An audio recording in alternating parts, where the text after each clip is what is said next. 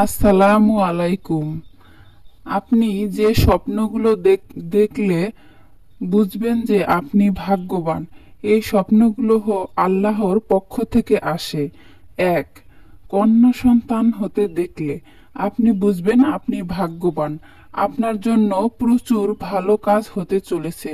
জীবনে যা জটিল ছিল তা কেটে গিয়ে সহজতর হতে চলেছে। নম্বর ২. রাসূল সাল্লাল্লাহু আলাইহি সাল্লামকে স্বপ্ন দেখলে বুঝবেন আপনি ভাগ্যবান। নম্বর ৩. কোনো আলেমকে ভালো অবস্থায় দেখলে আপনি ভাগ্যবান।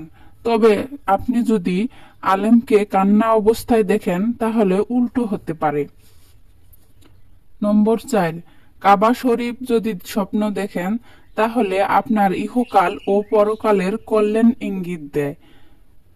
নম্বর ৫. নামাজে ইমামতি করতে দেখলে আপনি সম্মানী ব্যক্তি হবেন। আপনি ভবিষ্যতে নেতা পর্যায়ের লোক হতে পারেন। লোকে আপনার কথা শুনবে, আপনাকে মানবে, সম্মান করবে, শ্রদ্ধা করবে। নম্বর ৬. আপনি যদি স্বপ্ন দেখেন যে অধিক কান্নাকাটি করতেছেন তাহলে আপনার ভাগ্য খুলে যেতে পারে। আপনি অধিক উন্নতি ও আল্লাহর রহমত পেতে পারেন। নম্বর ৭. আপনি যদি স্বপ্ন দেখেন যে আপনি কোরআন তেলাওয়াত করতেছেন তাহলে আপনি ভবিষ্যতে অনেক মর্যাদাবান ব্যক্তি হবেন এবং আপনার জীবনে অনেক খুশি নেমে আসবে। নম্বর ৮.